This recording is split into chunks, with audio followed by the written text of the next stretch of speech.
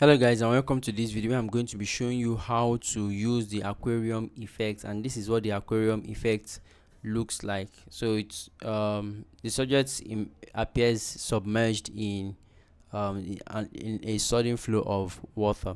So what you have to do is to just go to this website higgsfield.ai, sign in, and then go to the effects visual effects section. You would see it here, and then just click on the aquarium section. So once you click on it, you would be brought to a page similar to this, where you see samples of videos that have been created using this particular effect. All you have to do is click on generate, and you'll be taken to a page where you have to upload your image here.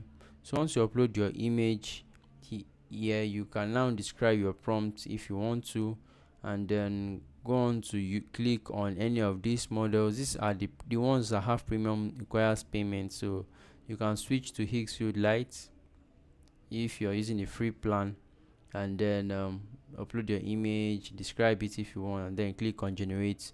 Within minutes your video would be ready for download. You'd see it somewhere here, you can download it. So this is another video I've created. So uh, that's it. So let me know what you guys think about this video in the comment section. I'll see you guys in the next one. Do have a great day, guys.